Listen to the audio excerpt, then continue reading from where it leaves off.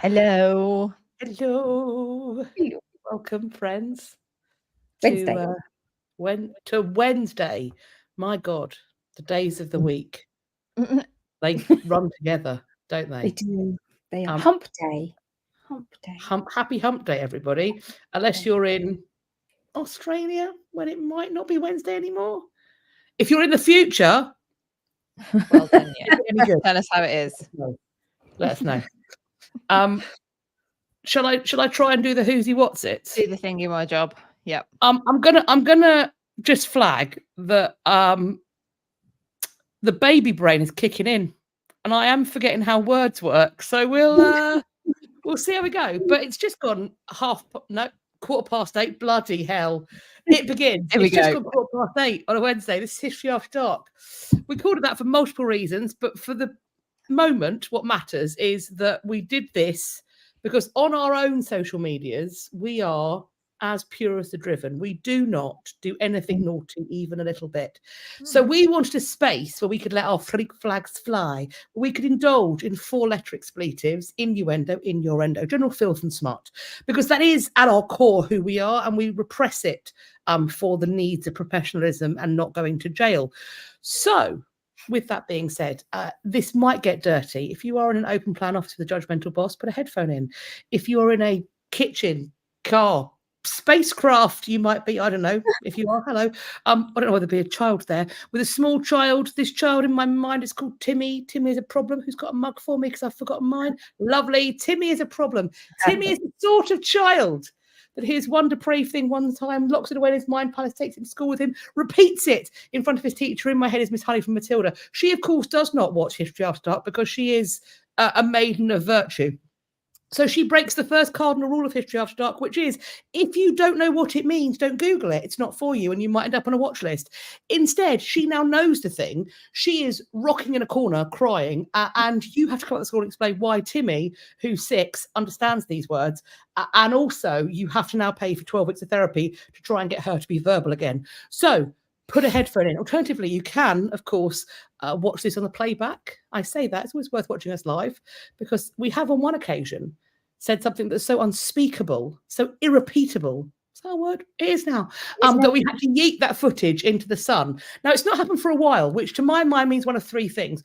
Either we have got better at controlling ourselves, highly unlikely, or we are due another vulgarity, highly likely, considering particularly how my words are working currently. And 3, possibly the most likely, we are so used to each other and to you lot, because frankly, you encourage us, that now the bar is in hell.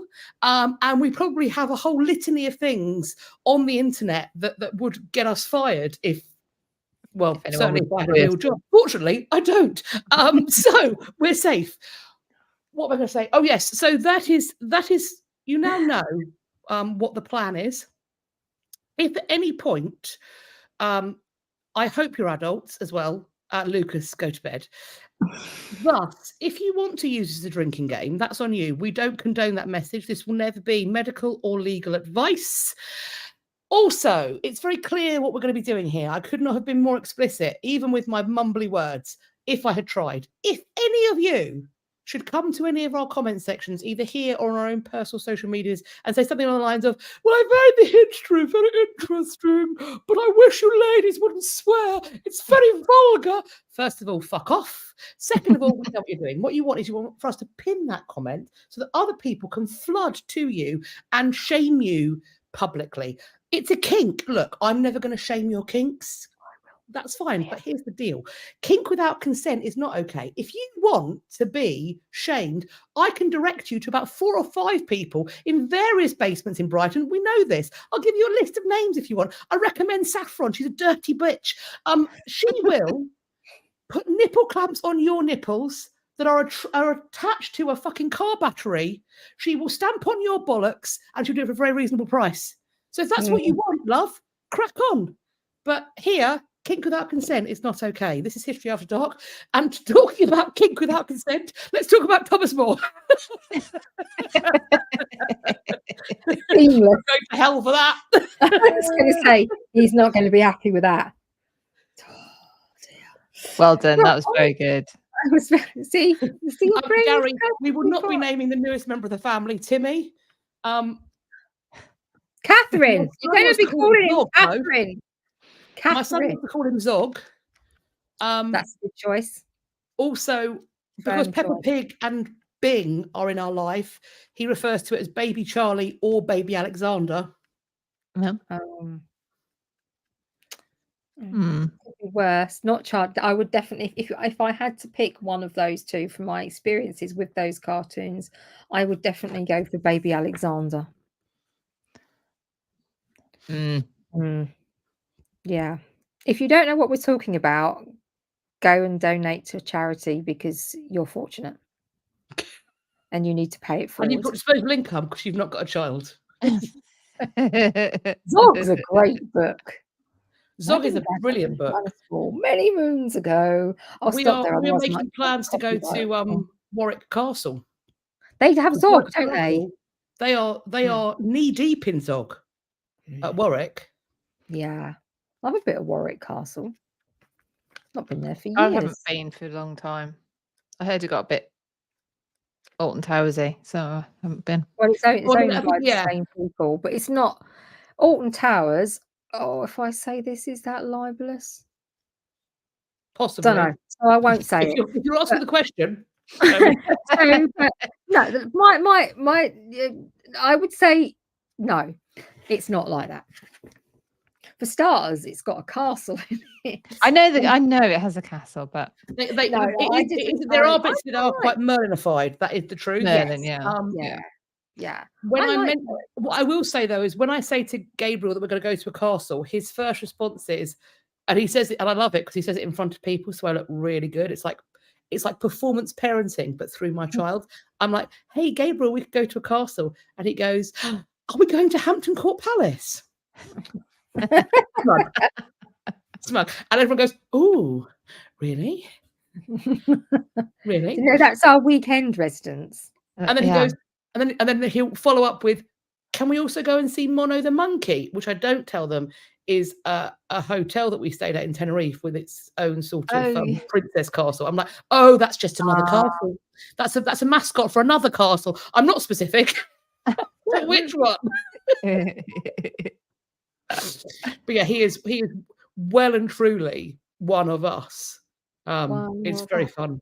When we went to Corfe Castle, he rounded the corner, saw Corfe Castle, and screamed like it was the best thing he'd ever seen. He did scream, Elsa!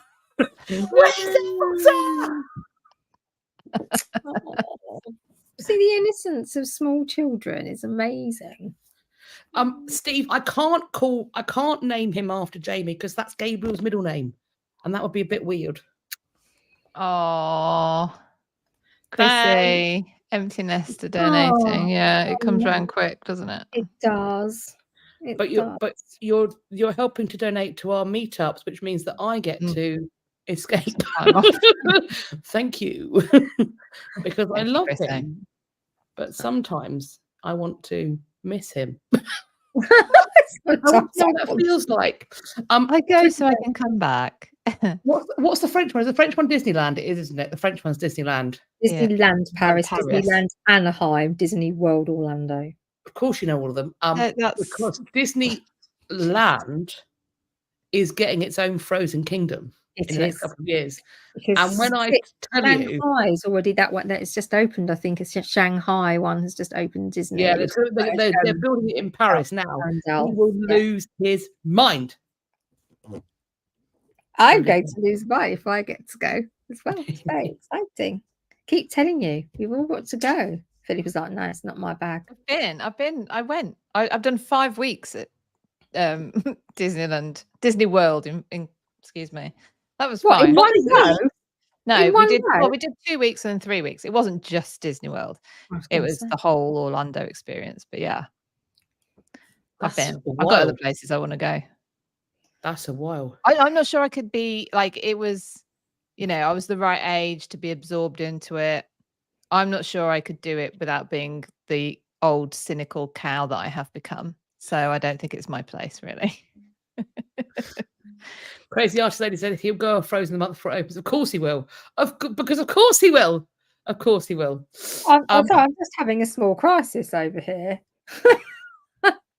I never thought anything in the whole world would make me and Philippa fall out, but I think I might. But you can go. I'm just not coming with you. Oh, you going.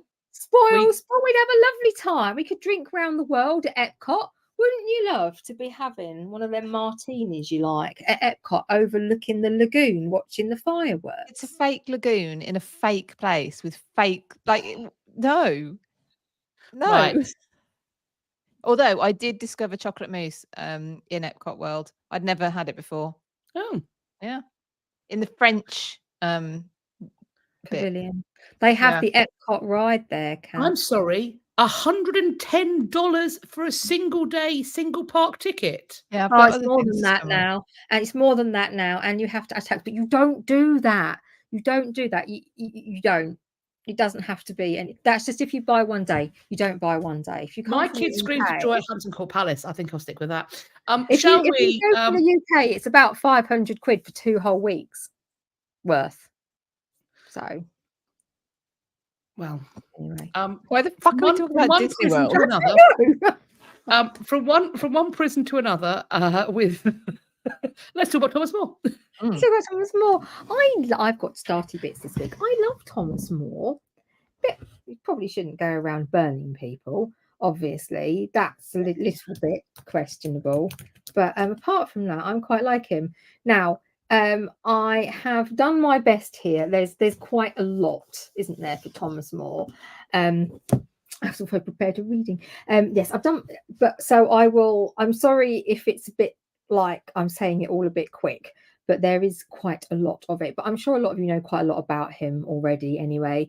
So, Sir or Saint, as he was later, Thomas More was a philosopher, author, statesman, and humanist. So just quickly, I know a lot of people know this, but humanism is understanding the world based on reason and science, which is something we've had in the last few weeks with other things as well.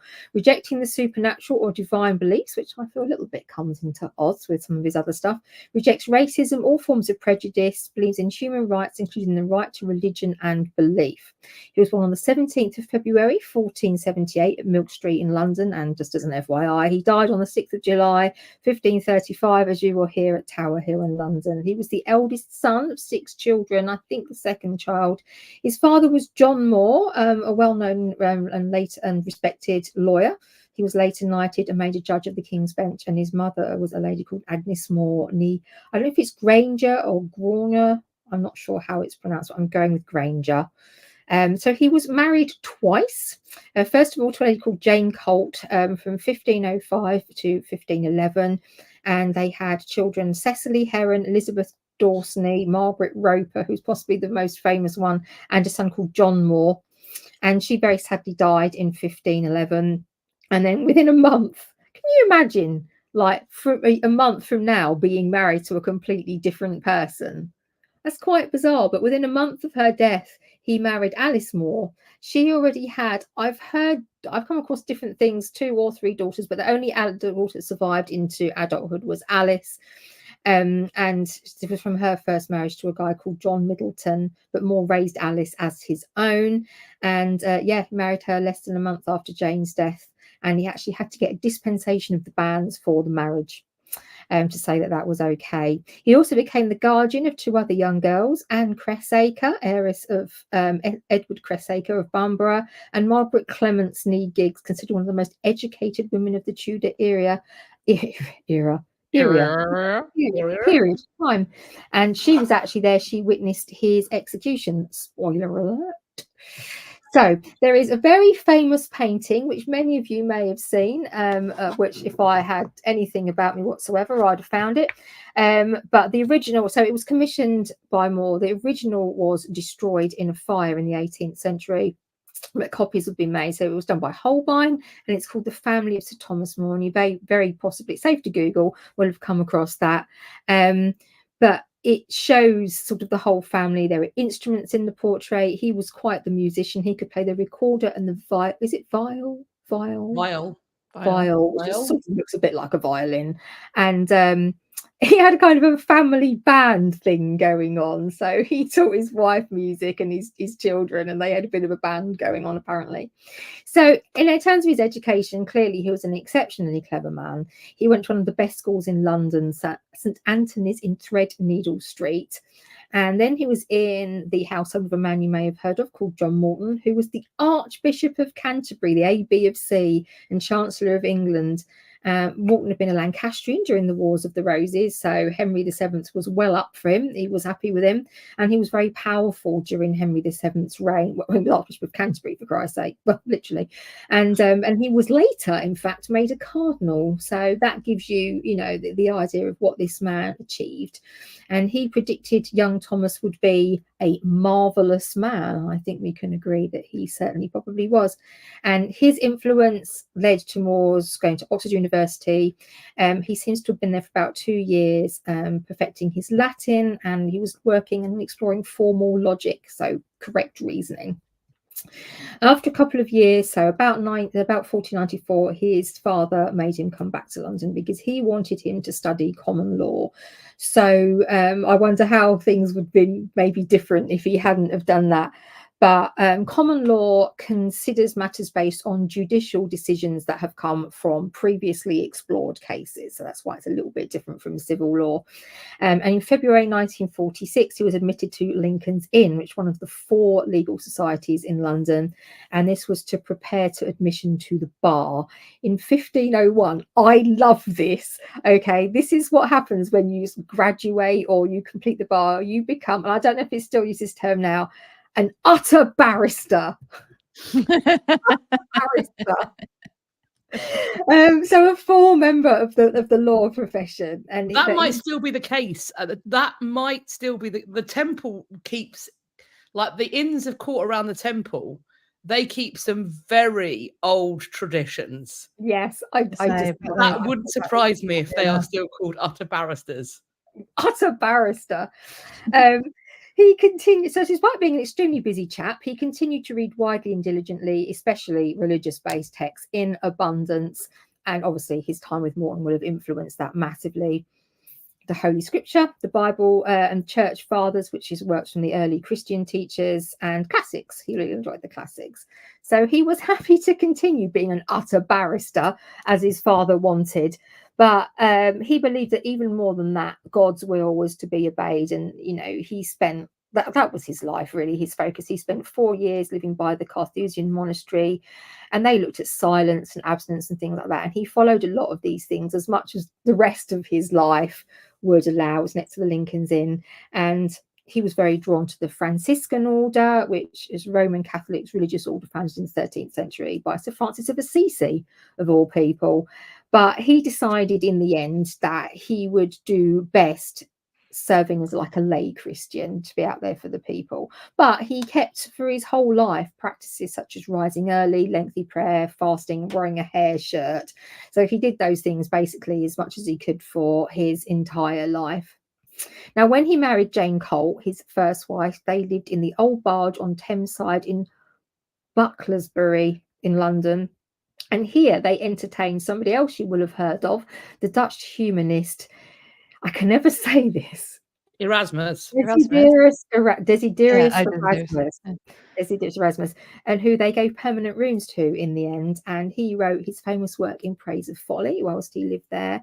And he was the first one who sort of started to talk about how More gave his wife and his daughters a much better education. And certainly he was talking about how More tutored his wife in music and literature that she'd never had in her own upbringing. And he did. He's one of the things that More is well known for is raising his daughters and seeing the importance of education for his daughters and young women in the days when women didn't have education except for all the ones who did.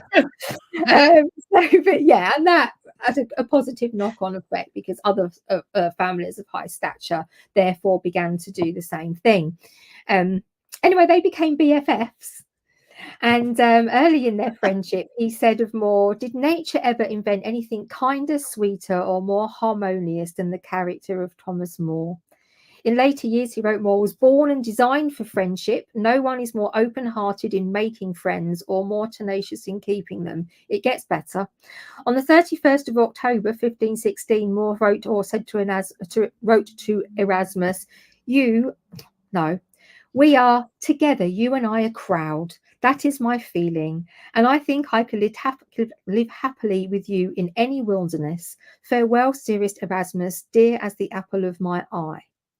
August 31st, 1535, Erasmus wrote to the Bishop of Krakow, when More died, I seem to have died myself, because we were a single soul, as Pythagoras once said, that such is the flux of human affairs. Bit of a bromance going on there, I think. Anyway, More embraced and campaigned for Erasmus's religions and cultural programs for many years. They were really, they were very respectful of each other, clearly exceptionally good friends, had very positive opinions of each other. To each other. They were close. Let's leave it there. So lots of things. More did lots of things. In 1504, he was elected. I love this as well. He was elected to Parliament to represent Great Yarmouth, which is exciting. Well done, Great Yarmouth. Yeah, Great Yarmouth. He caused some trouble. So there was a feudal law that said that King Henry VII was entitled to a grant on the occasion of his daughter's marriage. But he went to the House of Commons for this grant and kind of demanded a much higher sum of money than he was really entitled to. Now, the members of the House of Commons did not want to give him this money at all, but they also, who's the king? You don't want to upset the king, do you? But More spoke out. And in the end, the amount was considerably reduced. And Henry was furious. And he laid up some lame excuse to throw his father, John More, in prison and into the Tower, and was released with a payment of a £100 fine. And so one of the things that makes me laugh about the argument of, he was just Thomas More was just an arse kiss to the Tudors, blah blah blah blah blah. At this point, More had pissed Henry VII off so much that he actually retired from public life for a short time because he realised how far he'd pushed his luck. In 1509, he showed skills in trade matters. He helped to conduct negotiations between several London companies and a representative of the Antwerp merchants. In September 1510, he was made one of 2 under-sheriffs of London. And the people of London really liked him. They felt he cared for the poor. He supported them. He was quite fair. And by the time he had taken up this post, he had come to the attention of one Thomas Wolsey, who employed him as an intermediary and secretary for a good number of years. He was interested in public health. In 1514, he became commissioner of the sewers. So that was you, Philippa. Yeah, that was interesting job. That's not in common with Thomas More. Probably not the sewers as we know them, though, eh? Because that's not what that is. I think Philippa may have done it slightly more fancily when she wasn't setting fire to the place next door. Yeah, well, also, like the sewers of that time, the people serving your table rather than the people dealing with your shit pipes. So also 1514, he became the Master of Requests. So the Court of Requests was a minor equity court, so he was the Master of Requests. Just as an FYI, an interesting point, it was originally instituted by Richard III in 1484, which is one of those reasons why people talk about Richard's fairness in government and stuff. And under the Henry VII, it heard cases from the poor and the servants of the king. And he was also appointed a Privy Councillor. May 1517, a mob of angry London apprentices attacked foreign merchants in the city. It was actually quite horrible. And this became known as the Evil May Day Riot, and More was instrumental in helping to quench this. In September to December 1517, he took part in some rather testy negotiations with the French at Calais and Boulogne. So all of these types of things really served to bring him to the attention of the people that mattered, if you like, for want of a better expression. And he really began to show his worth to the king. And it was hard to sort of escape notice at that point, but he was really proving himself extremely useful. And that same year, he then also became a member of the King's Council and the Master of Requests. So you can see all these titles and it's sort of stacking up.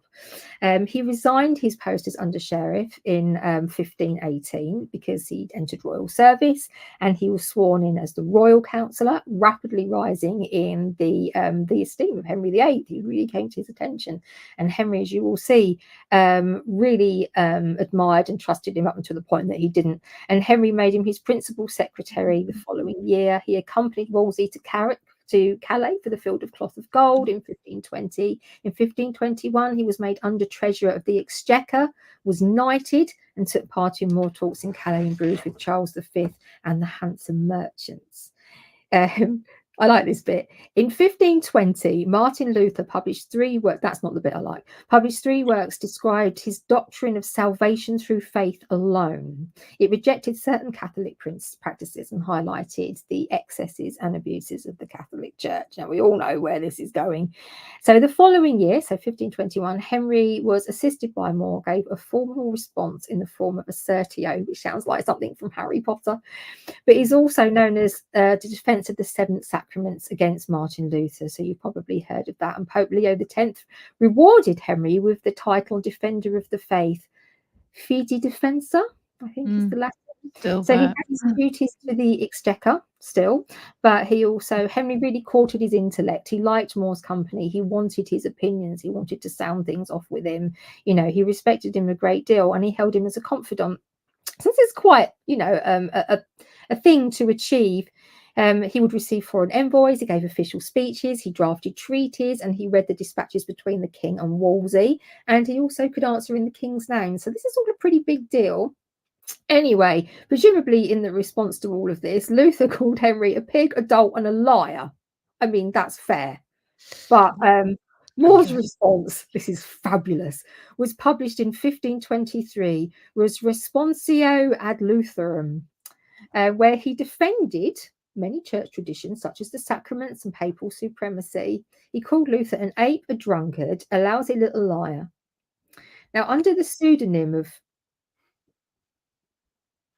Galliumius Rossius, let's just say it's that, More wrote, "For as long as your reverend paternity will be determined to tell these shameless lies, others will be permitted to throw back into your paternity's shitty mouth, truly the shit pool of all the muck and shit which your damnable rottenness has vomited up, and to empty out all the sewers and privies onto your crown, divested in the dignity of the priestly crown, against which no less than the kingly crown you have determined to play the buffoon." So, when anybody ever says anything about how swearing is unbecoming and that the great scholars of all time did not swear, I should always have pointed them towards More, because I'm aware of his love of scatological diatribe. But that is just having a full rounded lexicon that includes the word fuck. He was having a rant. He could have been here for rant week with that. He would have either loved us or burnt us all as fucking heretics and witches. I'm not sure which one. Bit of column A, bit of column B. Yeah, he'd have enjoyed our company, then burnt us as heretics and witches. Yes. Anyway, he would have enjoyed roasting us that. and then enjoyed warming himself by our fire. Yes. In 1523, he was elected as Speaker for the House of Commons and tried to secure truer freedom of speech, which is always interesting. Although I would have thought what I just read was fairly free speech, but there we go. This one's fancy. Oxford and Cambridge universities made him their High Steward in 1524 and 1525, respectively. Both of them at the same time. That's fancy, isn't it? In 1525, he was promoted to Chancellor of the Duchy of Lancaster. Big money, meaning a huge part of northern England came under his jurisdiction and administrative control, and his career simply continued to blossom. It was a mixture of legal, diplomatic and secretarial work. In October 1529, he became one of the few laymen ever to be appointed to the Lord Chancellorship, the highest legal position in the country, and he had the drive to improve the lives of ordinary people through the proactive public services. So he modernized the chancery, but he also that did also allow him to persecute people that he wasn't too convinced about in a sort of heretic-y way. More's father died in 1530. In 1531, William Tyndall published his An Answer to Sir Thomas More's Dialogue as a response to More's work, A Dialogue Concerning Heresies, which basically said the Catholic Church was the only one true church. More's response to Tyndall was to produce the confutation of Tyndall's answer, which is 500,000 words long. So, I'm sure yeah. I'd rather he just did a Just- fairy rant. Yeah, it's just like, can we have the cliff notes for that? The hub of this is that we can see More entirely believed in Lutheranism and Reform, entirely believed Lutheranism and Reform were very dangerous to the Catholic faith and society in general. He was a prolific letter writer and completed a number of translations. I've got a list here of all the works published in his lifetime. That's probably a bit boring to read out, but a lot of them were the ones we've mentioned, and basically they were churchy things, weren't they? You've possibly heard of Utopia in 1516. That's probably one of the most famous works he had published in his lifetime. So Utopia is like a conversation about desiring a mostly classless society, a pagan and communist city-state, with, interestingly, the exception of slaves. So let's make it fair for everyone except the slaves.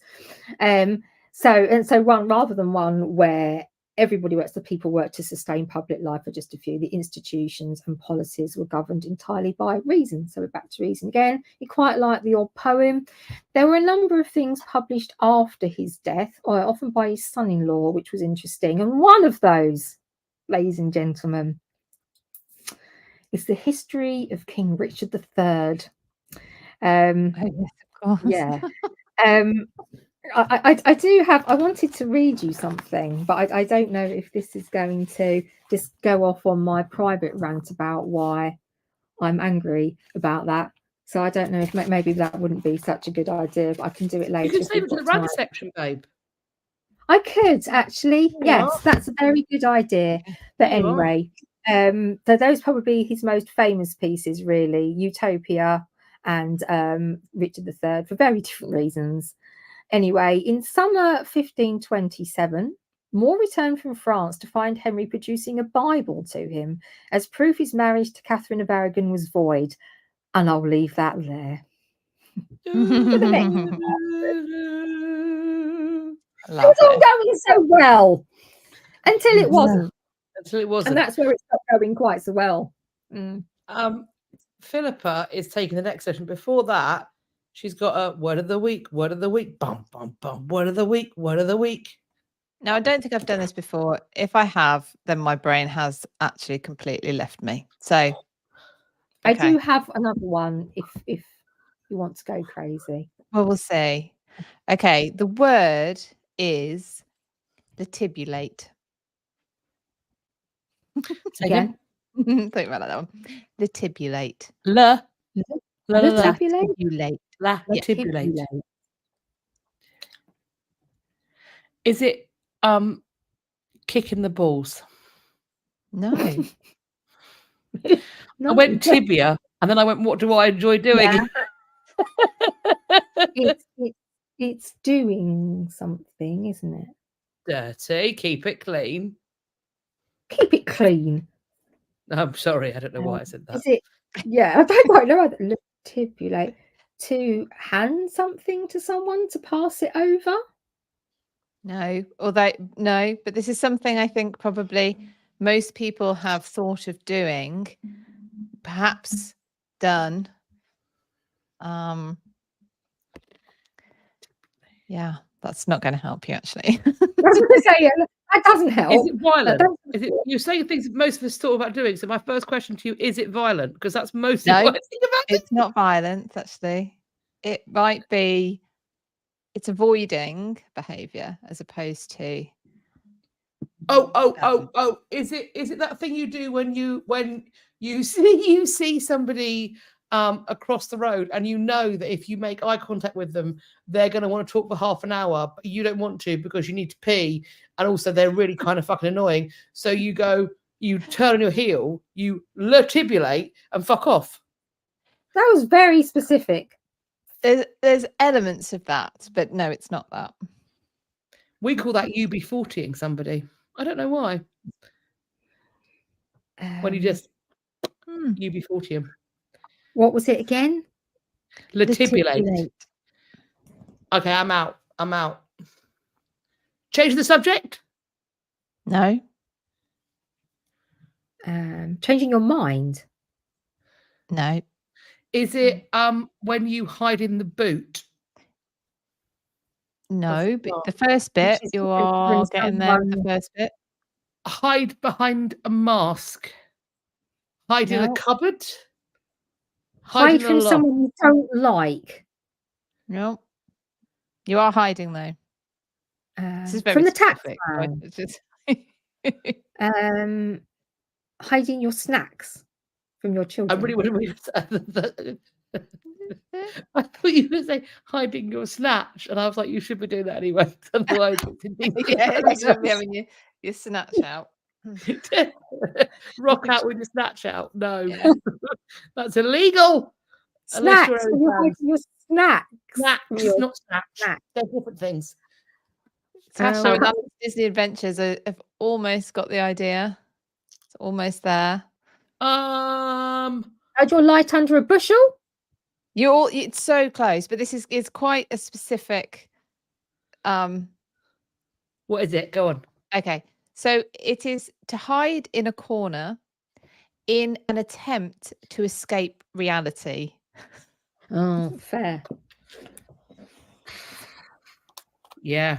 I think we may all have either latibulated or wished to latibulate. When my husband and I today were discussing the real life ramifications of having 2 children, I think both of us would quite happily have wanted to latibulate. Yeah. The discussion about how bedtime was going to work, both of us went, "Oh, we aren't enough people. We aren't enough people." You are now 1-on-1, which will feel like 10 feel against like hell. 1. It will feel like hell. But hey, it's only 18 years, so that's fine. Cool. Yeah. Oh dear. Right. We had some great comments as well while you were talking, Catherine, including we had a lawyer talking about before you get the silk, you are utter bar or utter, which could mean outer bar. And we had some great puns about her shirt, the German commander. Her shirt. How lovely to meet you. So yeah, we've had some enjoyable comments. I just thought I'd share that with you. Go back and read them because you will enjoy their content. Yes. Brilliant. And Steve said, doing a Boris Johnson, I think you'll find he hid in a fridge. That was a fridge. But it's hard to miss him on account of the fact the man never brushed his fucking hair. Anyway. It's might be why he's still got it. He's given it no.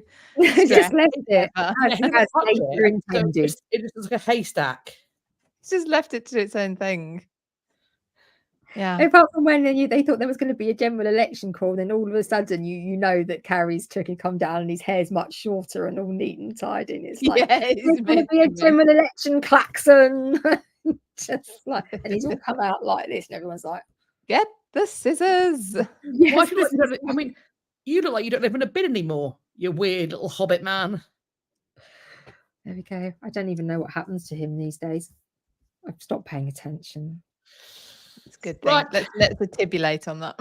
Let's latibulate, and while we do so, let's learn about how Moore Mr. Moore fucked it up. Let's have more of Moore. Because he fucks it right up. Okay. So, as Catherine says, Moore's career has been fabulous up to this point. He replaces Wolsey as Henry's right-hand man. So when Wolsey falls from power, Moore succeeds him as Chancellor. He becomes Chancellor on the 26th of October, 1529. And on the 9th of November, he actually opens Parliament as the King's sort of mouthpiece, if you like, his representative, reading the indictment of Wolsey. 1531, he proclaims the opinions of the university, which have deliberated on Henry's divorce from Catherine of Aragon. They're favourable towards Henry's point of view. However, he does that, but he hadn't signed the petition that had gone to the Pope the previous year. So he's already starting to, he will do what he needs to do, but he doesn't want to go too far.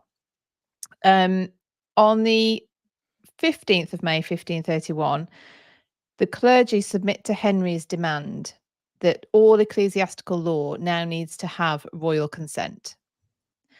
And that effectively, before the Act of Supremacy, but effectively makes Henry the head of the church in England, because Rome can't do anything without Henry's say-so, basically. And More rejects this idea. He cannot get his head around the idea of a non-ordained lay person being the head of a spiritual order, basically. And so on the 16th of May, 1531, he resigns the Great Seal to Henry, apparently giving him it back in a, I don't know, white silk bag in the gardens of York Place. Yeah. That might just been a scene from a film. I don't know, but there you go. The person in the comment section who goes, I liked you up till now, but now I must unsubscribe. Babe, this is not Heathrow. You've not got to announce your departure. Chill out. Yeah. Well done, though. Well done. Oh, well, I hope you feel good about yourself. Yeah. Principled. Yeah. More did, however, remain on Henry's council. So that's in 1531. 1533, the April Parliament declares Henry's marriage to Catherine to have been invalid, and it declares Anne Boleyn queen. She's proclaimed queen at Greenwich, and her coronation is held on the 1st of June, 1533. No expense spared. The dog's bollocks. It's really, really, grand affair. But More refuses to attend. And the resulting sort of outrage from Henry, a slighted Henry, will set the tone for their interactions from now on. In the summer of 1533, so not long after he refuses to go to the coronation, and an investigation is launched, headed by Thomas Crimwell, into Thomas More. In that November, More is named on the Act of Attainder, which takes Elizabeth Barton. If I can segue slightly into the treason laws, which will become relevant. The Act of Treason 1352, which is the original one, had been in place since then, clearly. No breaks. No intermission. No purge. Alterations, but we'll say it's the Treason Act of 1532. And although it accounts for, making attempts on the king's life or anyone, it goes on, it specifies who. When it came to the case of Elizabeth Barton, known as the Maid of Kent or the Nun of Kent, who had a premonition that should Henry marry Anne Boleyn, God would basically smash his head in within a month, right? I can't remember they weren't her actual words. Now Henry had quite liked Elizabeth Barton before this point, when everything she said backed up what he liked. But at this point, he decided that she's completely treasonous. And now, however, the where has it gone? Yeah, the assembly, that was the word I was looking for. This assembly of judges, lawyers, bishops and nobles get together in November 1533 to hear this case, but they decide actually it's not can't be constituted as treason. So Henry does two things. He passes an Act of Attainder, which is the one that Thomas More is named in as well, so that Henry can just basically find her guilty and have her executed anyway. Her head, Not like him. yeah, her head was displayed on a pike on London Bridge, the only woman to ever suffer that fate. And the other thing Henry does is, of course, update the Treason Act. So we have a Treason Act then of 1534 to ensure that should such things occur again, they are going to be unlawful and treasonous. Imagining the king's death. Imagining the king's death, Which is, exactly. broadly speaking, what they get Anne for.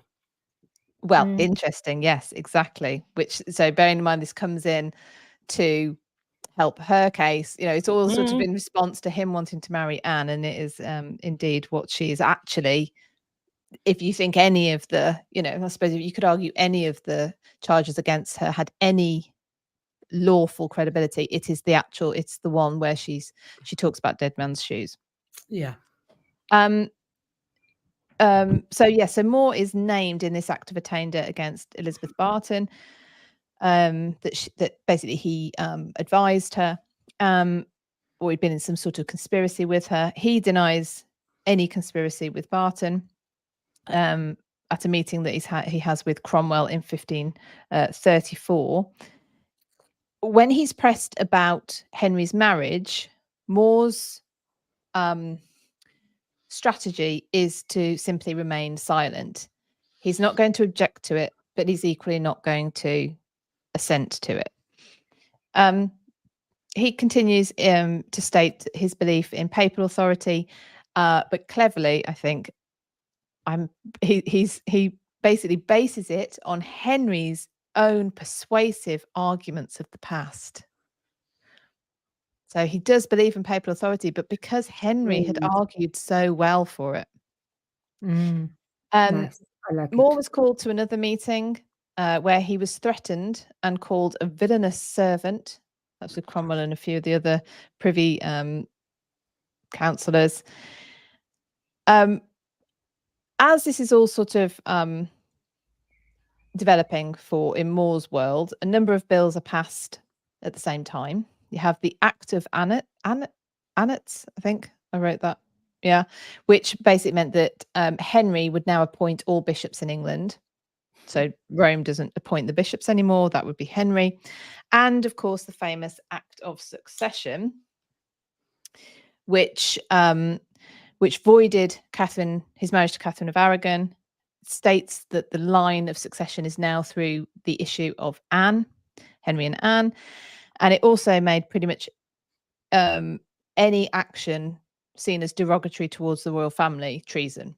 They really tried to go for the belt and braces approach. If you say anything, do anything, think anything that could be construed as against any member of the royal family as Henry see fits as to who that might be at whatever time, then it's treason.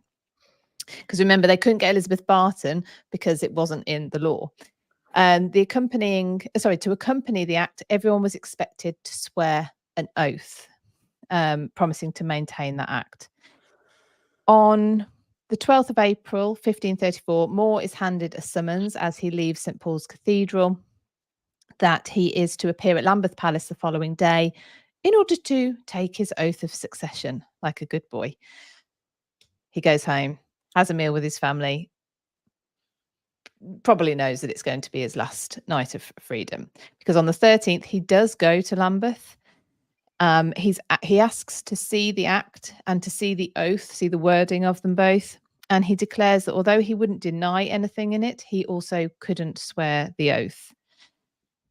He was sent out while they deliberated, because they weren't completely sure what to do with this. He was requested to come back in, asked for a second time. He refused for a second time to take the oath. He was then turned over to the Abbot of Westminster. He stayed with him for 4 days before being transferred to the Tower of London, where he was kept in the Bell Tower, which is one of the first ones you see as you go in through the entrance. It's the first one on the left, so named because of the curfew bell on it. I think, Kat, that's correct, isn't it? Yes. Yes. Yeah. And here he wrote, because he liked writing. He did. He wrote a dialogue of comfort against tribulation. Catchy. He also wrote many letters to his beloved daughter Margaret, who Catherine's already mentioned, who clearly they had a very close bond. In November 1534, another bill was introduced because Henry couldn't do any actual bloody thing useful, could he, other than just talk about himself all the time. And they introduced the Act of Supremacy, which formalised Henry as the supreme head of the Church of England, which is exactly what you want to do with a tyrannical narcissist. Now, the New Treason Act of 1534 made it a capital offence to maliciously wish, will, or desire by words or writing harm or to deny members of the royal family their dignity, title, or name of their royal estates. So they were It's almost like he's making it up as he goes along. Yeah. He should have just said, anyone who disagrees with me, it's treason. Full stop. Covers it all. The end. The end. Or heresy. It could be heresy. It could be heresy too. Could be heresy. Not just treason. Could also be heresy. Yeah. Potato. Yeah. Now, just do nothing. Just do as you're told. Yes. Well, it's interesting because he does pick up on this point, but I'll come back to that. More was interviewed once again, this time in his cell in the Bell Tower, by Cromwell and four of the king's advisors, and he's asked what he thinks of the new act, and he just responds he doesn't wish to meddle in such affairs. He's trying to keep up this, I'm not assenting, I'm not talking against it, I just want to keep silent, I want to keep to myself. He was told that Henry would be merciful if he would just consent to the act. Just do it for me. At that point, everyone starts laughing. Just do it for me. It would make me feel so much better. We were besties.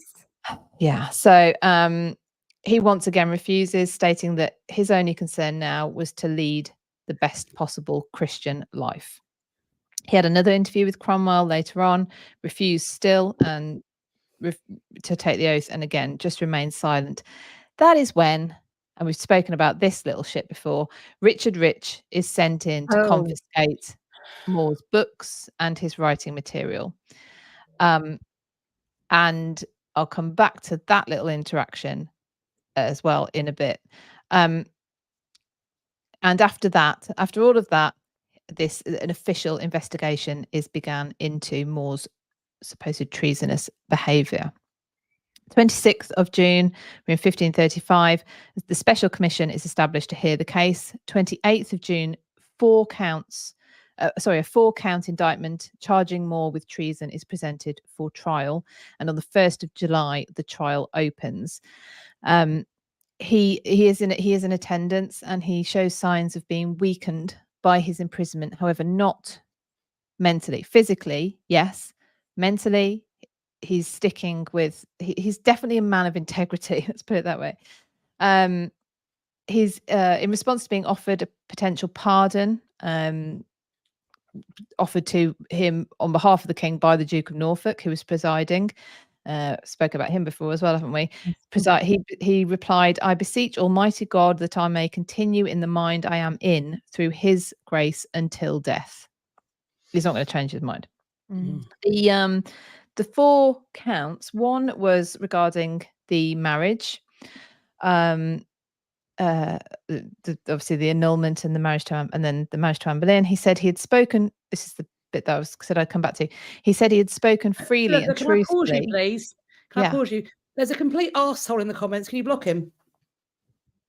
Yep. Off you block. Wow. I wasn't actually, but there were some very nice ones nearby. Was that GM? Did I get the right person? Yep, you got the right one. I hope so. I didn't just get. Let's do a happy thing then. And for a much nicer note, Madeline. Thank you so much. Thank you so much for your super chat. And I hope you are feeling well, better. You're on the mend. Yeah, hope you're on the mend, Madeline. And I'm glad I had entertained you in the meantime. Yeah, we're pleased to have been of service. Hope all is well. We have our uses. We do occasionally.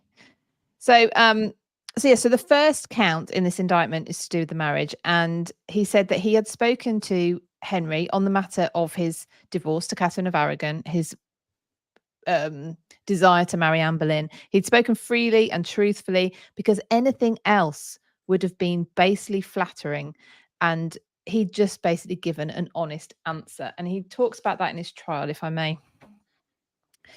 If I have offended the king herein, if it can be an offence to tell one's mind freely when his sovereign puts the question to him, I suppose I have been sufficiently punished already for the fault, by the great afflictions I have endured, by the loss of my estate and my tedious imprisonment, which has continued already nearly 15 months. So it's like, yeah, he asked me a question, I told him the truth. What are you supposed to, is that not the right thing? No, not in this case. The second indictment was about Henry being the supreme head, the ultra head, stupid big head. You've got a massive head. Utter head. Big head. And he replied that no law in the world could punish a man for his silence, which is really interesting. There's another one. Oh, yeah.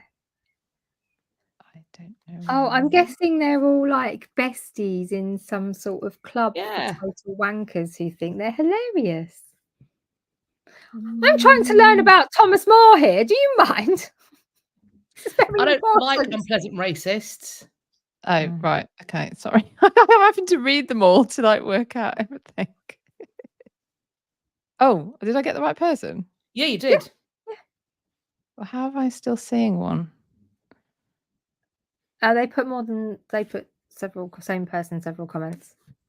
They should have all gone though. Okay, have they all gone for you? I think so, one's still there. Yeah, why is one still there? That's really weird. Okay. Right, okay. Okay. Yeah, Suzanne keeps missing the trolls. Me too, and I'm the one who has to try and find them and get rid of them. Oh yeah, that's unfortunate. Okay. I wish I've taken a long time to prepare this. Bloody rude. But isn't it clever? So he's saying there's no law in the world that can punish a man for his silence. Now, because this is his strategy. I'm not assenting to something, but I'm not talking out against it either. I just want to be left alone and be silent. That is not possible in this situation. And we've seen this kind of, not in the law, but this kind of pressure put on people. Yeah. Anyway, third one was the letters. Third indictment was about in the indictment was saying that he had been writing letters to Fisher. Bishop Fisher, by this point, is also being held in the Tower, inciting him to break the new treason laws. The letters, however, could not be provided. How useful. And the fourth count goes back to that meeting. Well, no, that visit from Richard Rich, who comes in and takes Thomas More's all his writing materials, all his books. He talks about that when he went into More, he in response to some sort of rhetorical question that he asks about him, More states that Parliament had no more power to enact the Act of Supremacy than it did to pass a law declaring God to be God. Now, we've already seen that More's strategy was to remain silent. The idea he's going to say something like that to Richard Rich. Now, of course, Richie Rich swears that that it's a real it was a real conversation. More denies it, and crucially, he denies it, saying that if it were true, and he's denying it, if it were true, then I pray I may never see God's face. Now we know, of course, that, excuse me once again, we know that he they're still there. He incredibly he's incredibly devout. And he's saying, if what Richard Rich is saying is true, then fine, may I never see the face of God. Jessie, thank you very much for the $5. I'm being paid to get rid of the trolls now. Thank you. We're just going to ignore them from now on, because they probably will keep popping up because they are getting oxygen. So it's going to ignore. Yeah, I'm not sure how it works, because it's like they're working it out. So okay, I'll be nearly done with my bit anyway, so I can keep more of an eye on it in a moment. Right. So those are the 4 counts, and basically 2 are complete bullshit and 2 are questionable. But anyway, it takes 15 minutes for the deliberation to be over. They return a guilty verdict. Now he speaks before his sentencing. He's allowed to speak before his sentencing. If I may read his bit as well, so that we get his words. He says the indictment is grounded upon an act of Parliament directly repugnant to the laws of God and his holy church, the supreme government of which, or of any part of thereof, no temporal person may be by any law presumed to take upon him, being what right belongs to the See of Rome, which by special prerogative was granted by the mouth of our Saviour Christ himself to St. Peter and the bishops of Rome. It is therefore amongst Catholic Christians insufficient in law to charge any Christian to obey it. So he very much knows what he believes. He very much knows his line. He can spot Henry's bullshit, which is why he has to go, presumably. Well, not presumably, he has to go. He is then he is sentenced. He's sentenced to traitor's death. That's of being hung, drawn, and quartered. And he's taken back to the Tower where his daughter Margaret greets him. He's executed 6 days later on Tower Hill, his sentence having been commuted to a mere beheading. When I read that, I'm always like, what? A mere beheading. In recognition of his years of service to Henry. Isn't Henry lovely? Yes. So he's executed at 9 o'clock in the morning on the 6th of July, 1535. He speaks briefly. Again, Henry tries to control that. He orders that More is only allowed to speak briefly, and he does follow that command, and he does. His head is displayed on London Bridge until his daughter Margaret manages to swipe it down and smuggles it away, and later on she is buried with it. So, and I must say massive thank you to Teresa for £50. Thank you so much. We really appreciate all your and Wheezy's got some great advice as well. Where am I looking? Wheezy. Great advice. YouTube channel set the live chat to subscribers only, and you can specify that they must be subscribers for a set amount of time before they can comment. Right, okay. I'll look into that. Thank you. Yeah, I thought we had actually. I will look into that. Thank you. Thing is, we set things up and then there's an update and it all goes. Okay, thank you. Yeah. So that's it. That's his downfall. Can you imagine though? No one's going to invite Margaret to their parties, are they? Should we invite Margaret? Jesus, no, she brings the head in the bag. Oh God, I forgot about that. Although if it was if it was someone so special to you and their head is stuck up yeah.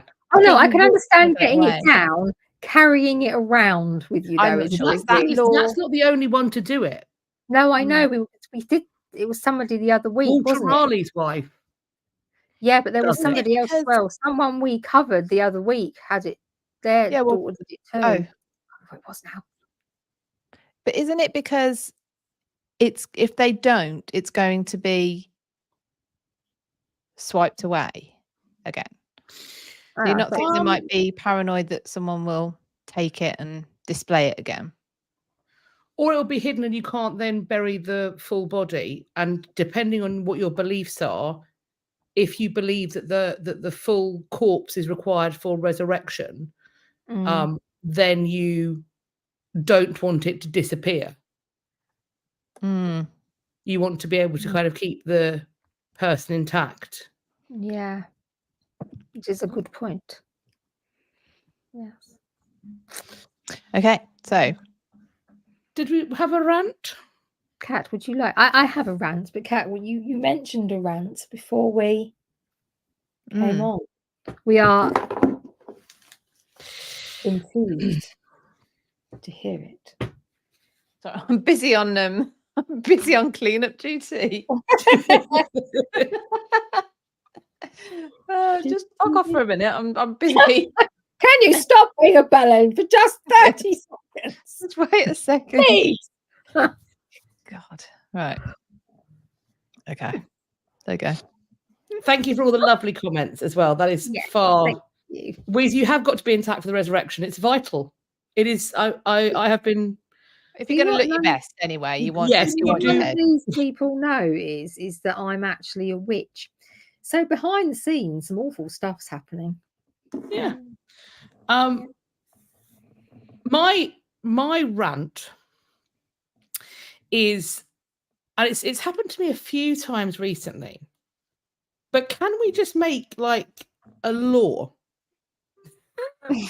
A law. As Henry did. Let's just make a Yeah, law. Henry did. Yeah. Can we make a Law. law Someone's done whereby something they when don't you're like. speaking to somebody new or relatively new, and you are discussing a topic about which you are knowledgeable about, could we just pretend that they have a base knowledge? And if they then don't understand what you said, can you step down your talk at that point? So don't go in at a kind of very, very basic level, because it does make it sound like you think they don't have two brain cells to rub together. Let's instead start here. And if you need to drop it down, then feel free. But for example, I did not need a healthcare professional on the phone telling me what a placenta was. I thought you were going to say where your vagina was. Well, I did not need someone telling me what a placenta was and what the function of a placenta was. They can see this is not my first pregnancy. This is not my first rodeo, and I do have a rough understanding of what a placenta is. I also don't need an in-depth discussion about preeclampsia and why it's dangerous. I am aware that some people would, though, so I'm not being a complete dick about this. I'm aware that for some people they would require that additional information. Scary. But there was a part of me I was like, yeah, yes, I do know what a placenta is. Wow. Yeah, For stop that. now. Move on to the bit I don't know, please. Let's move. And I'm also aware that, you know, the role of aspirin. I know what aspirin can do too. Just it makes you go, like, for a start. Secondary rant. The healthcare services, particularly when you are in pregnancy, they do tend to either talk to you like you are a vessel or like they infantilize you massively, and I do find that very triggering. So I would rather they speak to me like I am a competent human being. Weird, isn't it? Though that, like, you're about to... that they're doing you as I don't know. Do they genuinely? I totally get why they're doing it. I totally get why they're doing it. They really think they're being kind and helpful, but it just sets the wrong tone for me. Oh dear. I'm concerned about the level of knowledge people have about such an important thing that's going on in their lives. Like, everyone has a phone now. Yeah. And you haven't Googled anything about people don't know what a placenta is and they're pregnant. I think that's more concerning. Yeah, that's what I mean. That's what I mean. Like, that's concerning. These people are, you know, this is the next generation. They're going to bring up the next generation. So, are these people just having to assume that people are that stupid? Yeah, but why? Are they actually seeing that many stupid people? It would not surprise me in the slightest. I know that sounds really like rude or a bit patronizing or whatever, but some of the things you hear about on a day-to-day basis that people genuinely don't seem to know is outstanding. So, and I don't know why things are that bad, but they are. Yeah, Kathleen, informed consent doesn't mean that someone needs to be talked down to, and I totally get that. If there were things like, for example, I saw them write something on one of my notes, and I went, "What does that word mean?" Like, I'll ask. I will ask. Cool. Sorry, I'm still firefighting. I know you're doing a Yeah, grand job. ET on that woman suing McDonald's for hot coffee thing. Yeah. That has been massively spun by McDonald's because they gave her a coffee that was so hot Hotter than the sun. it gave her third-degree burns. And the reason why she won the case is because the court found that there was absolutely no way that the coffee should have been served to her superheated like that. She was an older woman and she needed skin grafts from what happened. But of course, they did sort of spin it into like, oh look, people sue over everything. Some of them do. I don't know. It's just all things like, you know, if you stopped health and safety warnings, natural selection would kick back in. Yes, But but there's a phenomenon now, though, isn't you'd there? have rich people building castles and people dying. But there's a phenomenon now, isn't there, that people aren't. They found this. I think it's in Australia, where they don't put signs up to say like cliff edge. Like there's an assumed safety if there's not a sign, and that's dangerous because you can't sign for every potential danger everywhere. So there is a downside to it as well if it goes too much. But yeah, I mean, where something is a norm, like you get coffee and you have to wait 10 minutes, probably. I mean, don't ever, when you're going through a coffee drive-through, take a coffee and go for it straight away, especially if you're like me and you have it just no milk, no nothing, straight down the middle Americano. Then do not be sorry, I'm been called in. Do not be going for a sip straight away. They're all out. My hairdryer says do not use in the shower. See? Or do not iron whilst wearing. You see? Live, laugh, toaster bath.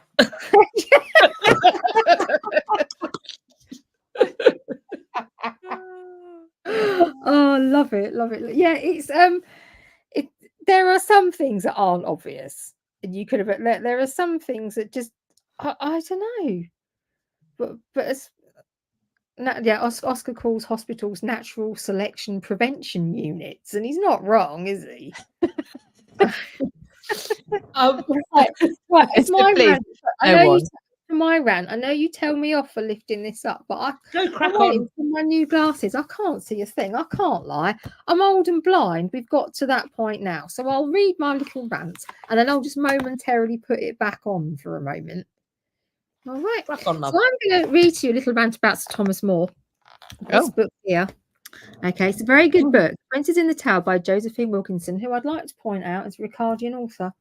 This book's a good few years old now, so it came out before that we discovered without any shadow of a doubt the princes didn't die, because Philippa Langley said so. So obviously it's out of date now because we know they're dead, but didn't die. Anyway, sarcasm.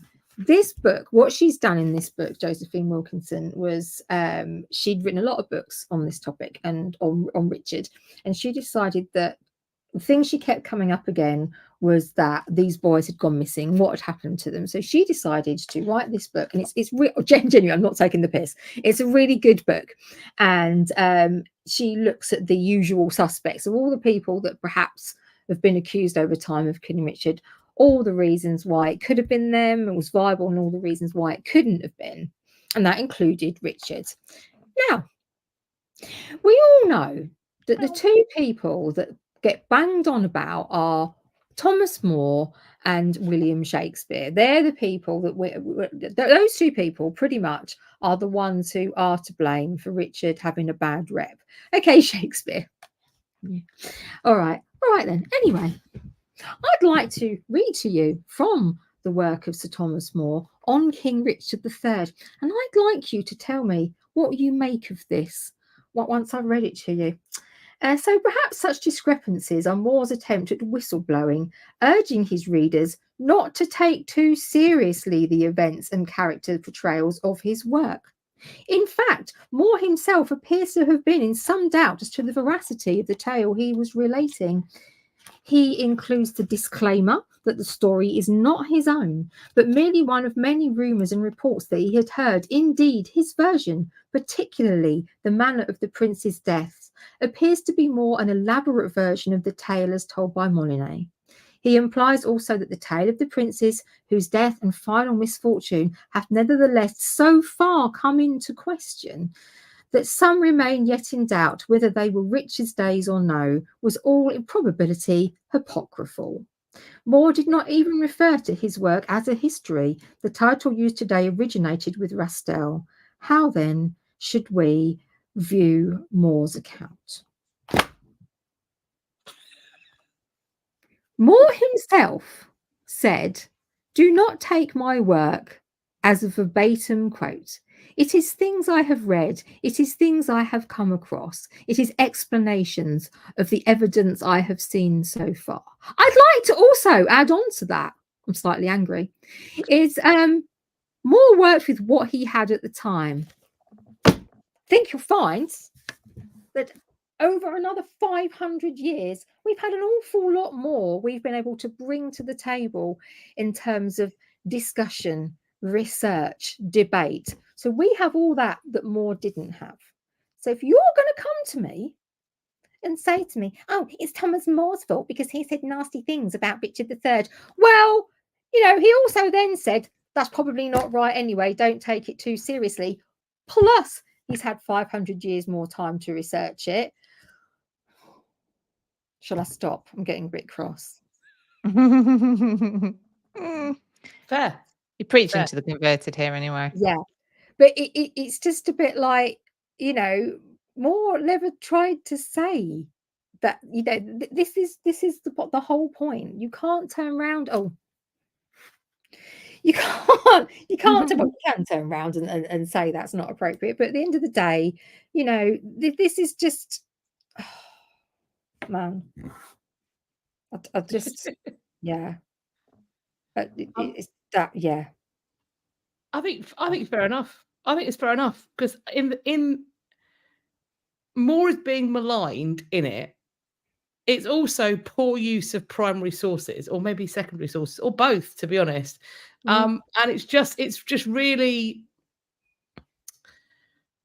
it's weak scholarship based upon the fact that they can't fully blame Shakespeare for making it up because we know what sources Shakespeare's using. So instead of going, it's all a fantasy and a fiction, they've gone back to somebody else and blame them. The thing is, as well, is he, they said that, all right, so Shakespeare took his stuff and he based a lot of it on Moore. But that's just, again, you could argue that, I don't know, I'm going like, it was a play, it was a performance piece. People now have the ability to go back and examine all the other things that have come subsequently.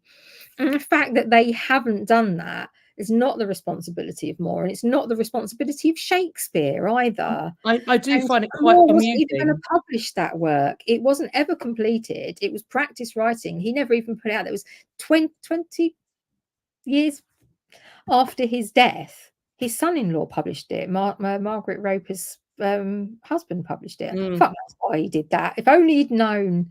But so, yeah. That's the thing, isn't it? He was writing it literally for the time. It's like picking through EastEnders scripts in 500 years' time. I mean, and seeing how accurate they are about the East End. Like, guys, not very. Yeah, not very accurate about the East End. Yeah, so I don't want anybody, I like Richard III. I'm very interested in that period. And people always go, "Oh, that means you hate Richard." No, it doesn't mean I hate Richard. I'm not taking sides. People are going to talk about making sure things are represented accurately. Absolutely. Then represent that accurately, please. Yeah. Thank you very much. I do find it slightly amusing. I find it slightly amusing the hypocrisy of Ricardians talking about people being unfairly maligned by fiction. Thank you. Considering a certain film came out that was very libelous, arguably, allegedly, although the courts didn't find it was, about a certain academic. So I think it's rather hilarious that when it comes to slander, libel, infamy, The hypocrisy is real. Can we get rid of these now? I'm struggling with the comments, and I'm doing okay, but I can hardly see them, and I'm I'm trying to. Anyway, with all genuine sincerity, good book. Fabulous. That's good. Good to know, actually. Well worth a read. So I have got my notes on the screen, and I'm momentarily covering the comments. So no, it's all right. I'm on there now. Crack on. Yeah. I am doing. I've just banned about 5 people while Catherine's been ranting. I'm going to do the legacy. I want to start by saying that I think it's worth pointing out the very, very last thing that Henry VIII wanted was to execute more. The optics of doing so were absolutely terrible. And that's one of the reasons why when he is imprisoned, first of all, he is imprisoned, first of all, in quite high luxury, as people often could be at the Tower. And as his reluctance to agree to what Henry wanted continued, his luxury was, shall we say, reduced further and further. You know, the nice carpets and hangings are taken away, the better food is taken away, the candles to write by. He's denied the things that he had been given previously, because this is about trying to break his will. The decision to send in his daughter to plead the case. Henry is really trying everything to get More to capitulate. Yeah. And when I teach this and talk about it at the Tower, the example I give of the execution of More, this noted friend of Erasmus, this beacon of light within the intelligentsia of the wider European community, indeed Christendom, I think the closest modern example we could get to is if we think back to when Stephen Hawking were alive. I think it's fair to say that he is a renowned, well-known academic thinker, an individual who people know of fairly well. I mean, he's had films made about him. He's also very well known for having had a disability for a long period of time. He was a wheelchair user. And I think that had the British government fallen out with him about something and locked him away and then started denying him medical care, I would say that the wider academic community would have hit the fucking roof. And a very similar thing happens. On top of this, a few weeks before More's execution, Henry has also executed John Fisher. Another person who I think he probably, although he threatens it, John Fisher had relatively recently made a cardinal.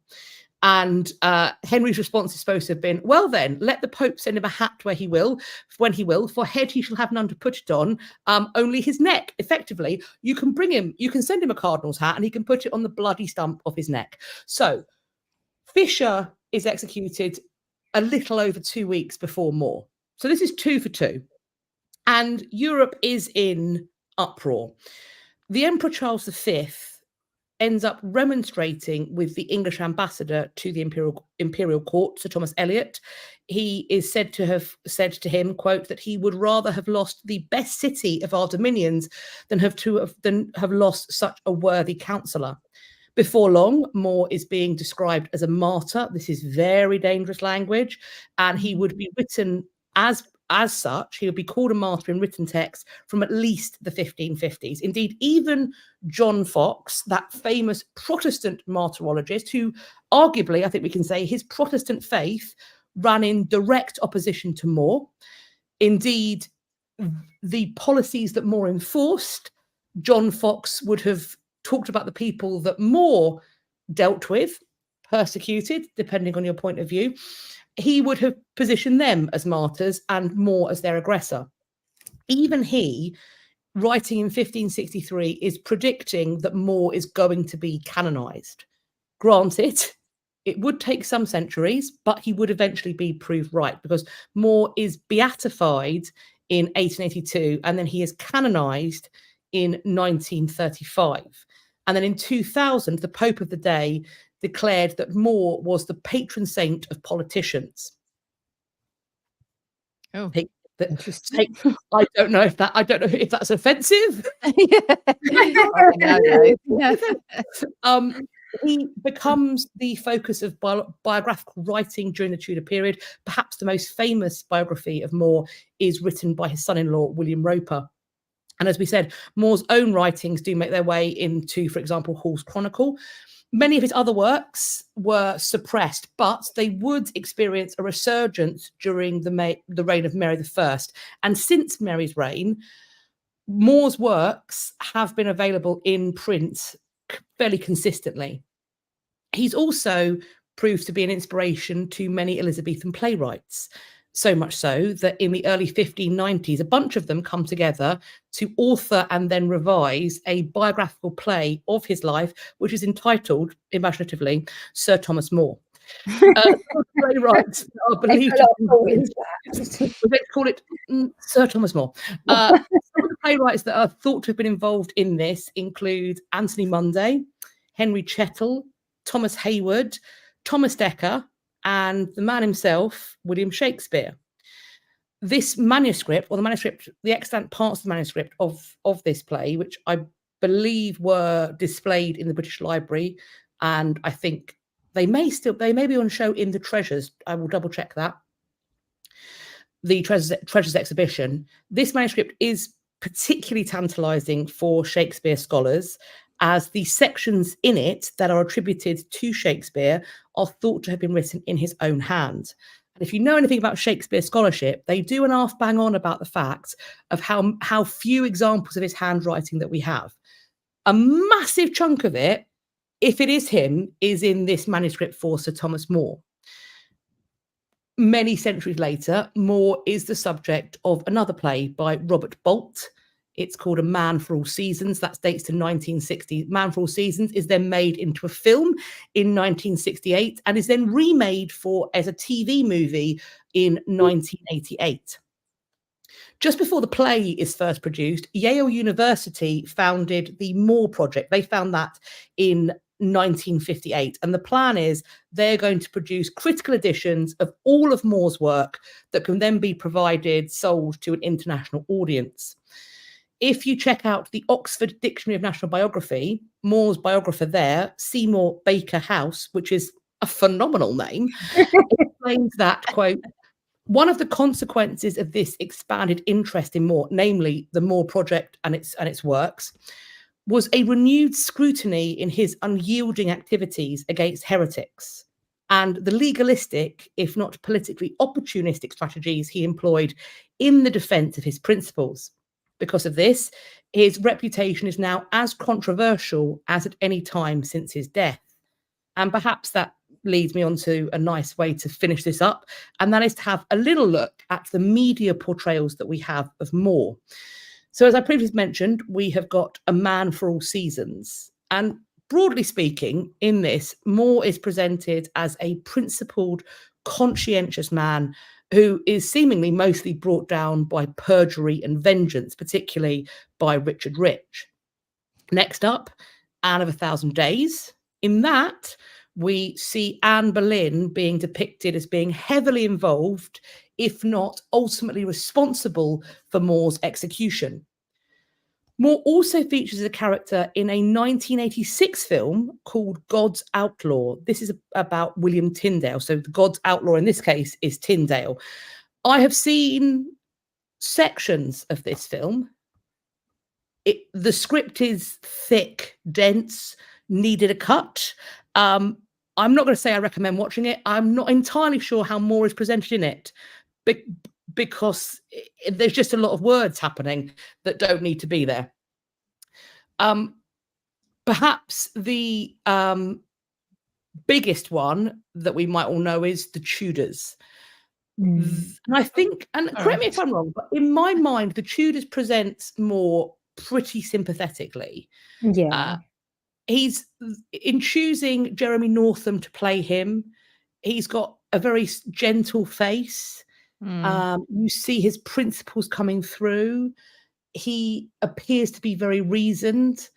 And once again, it's, as is so often the case when you're pitting More against somebody, particularly if you're trying to favour Henry or indeed Anne, then the person that you end up pitting More against is Cromwell. And James Frayne is a phenomenal performer. I do think it's weird because for a time, my husband and I used to talk about how in virtually every TV program, it felt like it was 50 frames a second because just James Frayne would just constantly pop up. I haven't seen him for a while. I hope he's working. But I think the portrayal, having Frayne play Cromwell, he leans into a kind of devious street fighting Machiavel, which I think is perfectly appropriate way to present Cromwell if that's the direction you choose to go in. But this is what's interesting to me, and perhaps something that we can discuss maybe when we do the roundup, is why is it so often the case that when Moore is the hero, Cromwell has to be the arch villain? I don't know. But I would say the last one I want to talk about is Wolf Hall, where that is absolutely reversed. We have a Thomas Cromwell who is played by, to my mind, the finest actor of his generation, who is, the way he emotes out of his eyes, it's even when he's doing utterly unspeakable barbaric things on screen, you side with him, you empathize with him. I saw Mark Rylance play Richard III. Jealous. And I was on Richard's side when he was like, I'm going to kill my nephews. I was like, probably a good idea, babe. Go for it. He is a man. And the only other person I've seen this do this is McKellen. He is an individual who can sit on stage and can just, with his eyes alone, without a single word, can speak volumes. One of the most powerful moments I've ever seen on stage is seeing Ian McKellen in Crap's Last Tape, where the last sort of 5 minutes of the play, as the lights are slowly dimming, is just him allowing his eyes to well up. And even from the distance of the auditorium, you see his eyes fill with tears. Violence has the same quality. And what's interesting about him is that it translates as well on stage as on film. The man is a consummate performer. Putting him opposite Anton Lesser's also phenomenal, but frankly fairly ratty Thomas More is a choice. It's a choice that Mantell makes as well in her books. In Wolf Hall, the books, in Wolf Hall, the series, Cromwell is the good guy. He is the emotional heart of the performance. And so in the first season on TV, that means that Thomas More is the, in quotes, bad guy. And I would like to interrogate a little bit further why that's happening. But maybe that's the thing for a roundup. Cool. Oh, who is it? Was it Ian McKellen who passed away? No. Ian McKellen yesterday fell off the stage. I have been following it because obviously McKellen is amazing. McKellen is he was taken to hospital, but apparently he's in good spirits. No, who was it who we were? It was when we were actually having the tour of the RSC. Anthony Sher. No, Anthony Sher passed away when we were going around when we went around the RSC. He's another amazing Shakespearean actor. No, it was. I'm gonna have to Google this now. I'm really sorry because it's gonna like the guy who played. Who was the guy who played Dumbledore? And not Michael Gambon, the other one. Don't know. Right, does my brain not work? Don't know.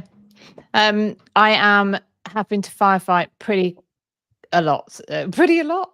So Yes. I would rather if we wrap this up a little bit quicker than usual because okay. What's happening next week?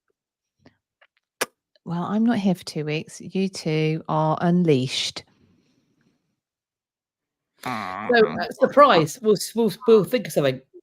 Yes. Prepare yourselves. Prepare yourselves. Yes. It was Michael Gambon. Gone. Sorry.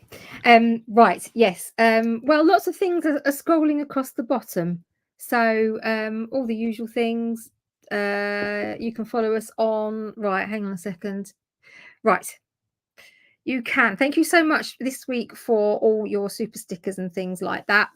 And we really appreciate that. You can also buy teeny weeny Winnie Bagels to torture me with at buymeacoffee.com/hag podcast. That's another way to show your appreciation for Philippa mostly this evening, actually. So thank you so much for that. If you're down there, you can also join our close friends at buymeacoffee.com/hag podcast, which is where intermittently on Instagram you'll get some random rabid nonsense posted there that only the special select few get access to. So that's wonderful. You can join us on our Substack, which is help. History After Dark Hub. Thank you. At substack.something. Anyway, that Philippa, she can't. She's got too many other things going on. There's too many other things going on. But yeah, so we do have a Substack. We have merch. It's available in our Linktree. Classic hoodies, beavers, sliders, things like that. You can find it in our Linktree. I think, guys, I'm really sorry. Thank you for bearing with us this evening. Round of applause for Philippa. Thank you. Thank you for all the nice comments on my reaction times. That's where I'm going. Shall we call it a day, ladies? Yeah. Thank you so much. I enjoyed Thomas More. I thought he was fabulous. Thank you, friends, and thank you for your very kind comments and for the support. It does mean the world, and you are the people that we pay attention to. Yes, you are. But so, look, I'm still going. So she's got a repetitive strain injury now. Unfortunately, you're going to count us out. I am. Yes. Okay. Let us leave in. Buy me a coffee. Thank you. Yeah. 3, 2, 1. Bye. Bye.